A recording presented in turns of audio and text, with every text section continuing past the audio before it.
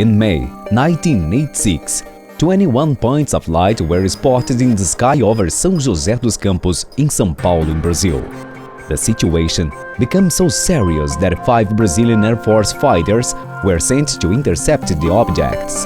This case caused great repercussion and became known as one of the most famous cases of UFOs operations in the entire world. Today, we bring you all the details of this night that became known as the official UFO night. What did the Brazilian Air Force declare at the time?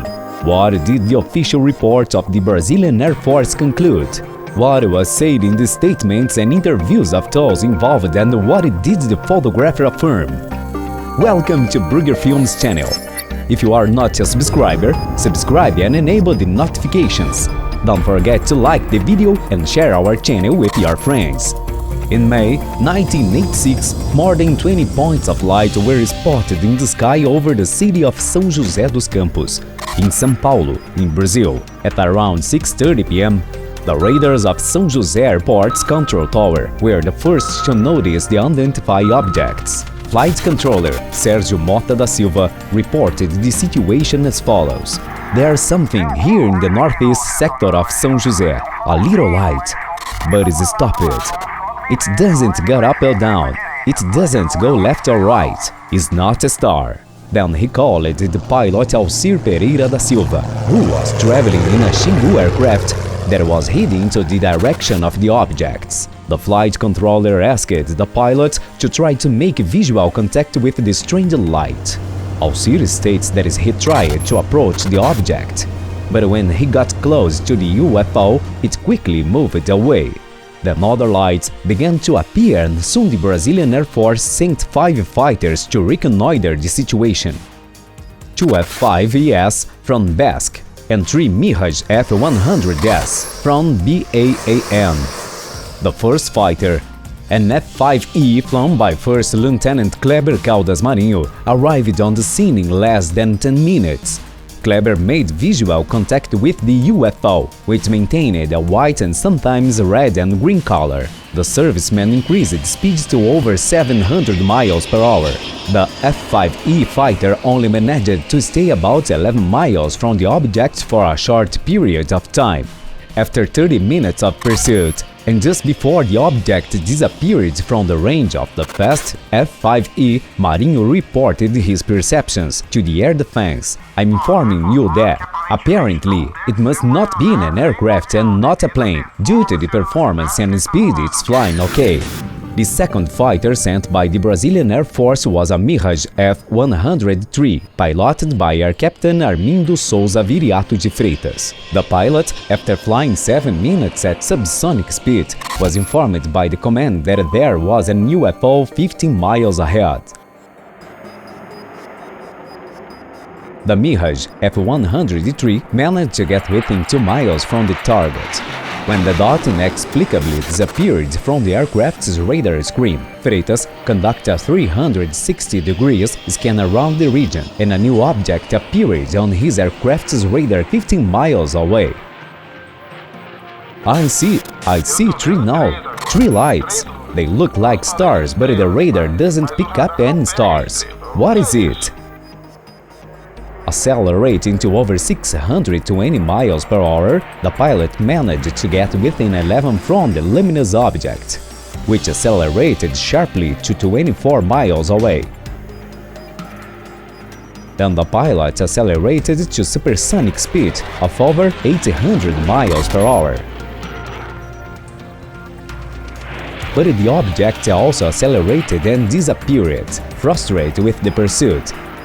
Freitas asked controller if the other pilots were having the same difficulties making visual contact with the UFOs. Then the controller replies, "Affirmative, affirmative. The same conditions. You have a visual contact. The aircraft gets close and the object increases speed and disappears." The third fighter, an F-5E flown by Air Captain Márcio Brizola Jordão, encountered numerous objects on radar, which were positioned on the tail of his aircraft.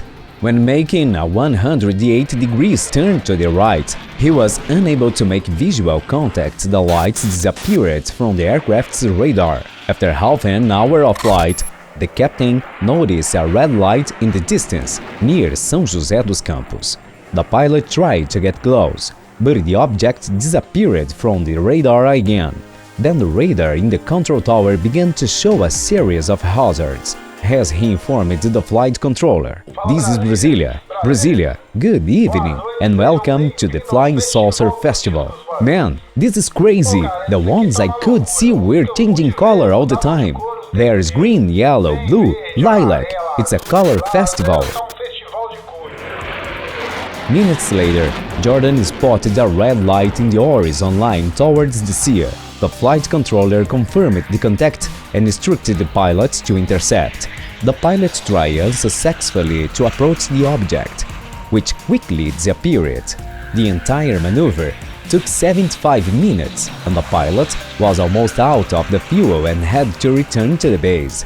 The fourth flighter, a Mirage F-103, piloted by the Captain Rodolfo da Silva Souza, several times came close to or even passed by the UFO indicated on this radar, but it failed to make visual contact with the object and reported to the controller. For sure, if it's a real target. It's not lit up, okay? It's dark here, and I can practically see the ground. The UFO performed clever maneuvers that avoid visual contact with the fighter. At one point, the flight controller noticed the pattern adopted by the UFO and informed the pilot. "Okay, the plot is always at your 6 o'clock. When you make the turn in front of you, he comes over you, pass you up or down. We are not able to detect the altitude, and stays on your tail the whole time. When you make the turn, it disappears from the position and always appears in the front of you, okay? Aware of this, Souza turned off the plane's navigation lights. But it still could not to make visual contact with the UFO. The entire chase lasted 50 minutes. Are you enjoying the video? Then don't forget to like and subscribe. Now, look how amazing this chase of the fifth and last fighter jet is. A Mirage F-103, piloted by Air Captain Júlio César Rosenberg, was sent to intercept a target that was in the vicinity of BAN Anápolis Air Base. The pilot managed to stay at a distance of just over a mile from the UFO, but was unable to make visual contact with the object. The flight lasted 54 minutes, and the pilot had to return to the base. On May 23, 1986, the Minister of Aeronautics, Lieutenant Brigadier Otávio Júlio Moreira Lima, gave a press conference with the aircraft pilots. But when it proves to be something different, the aircraft are triggered. Everyone confirmed the event, so that events of that night become now as the official UFO night. On September 25, 2009, the official report of the Brazilian Air Forces was released, which reported that the phenomenon were solid and reflecting away intelligence of the objects, demonstrated by the ability to follow and keep distance from observers, as well as the ability to fly in organized formation.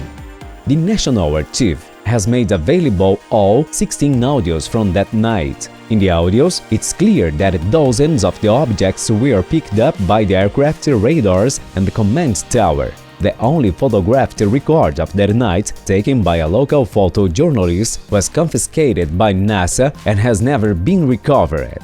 But before the confiscation, newspaper of the time managed to publish an image. 3 decades later, flight controller Sérgio Mota, who is now over 60 years old, revealed that he received direct orders not to talk about what happened. Already discharged from FIB, Brazilian Air Force, he revealed that what he saw was surprising. Another person involved in the case, Osiris Silva, reported, "I was a pilot for many years and had never seen something like that. It was too agile. There was no way there was a human inside. I don't know if it was a flying saucer, but it was something with a very strong glow." Today, all the reports are part of the National Archive collection and can be accessed on the internet. The Aeronautics Command declared, 30 years after the event, that it does not have the structure and specialized professionals to conduct scientific investigations or to issue an opinion on this type of aerial phenomenon. Even with the repercussion of the case at the time and the statements of the Air Force, the case was considered confidential by the government for almost 3 decades, and the investigation of the event was considered inconclusive. And you, what do you think happened that night? Did the pilots really chase UFOs in the sky over São José dos Campos in São Paulo? Is the Brazilian Army still hiding some proof of more concrete evidence about the events?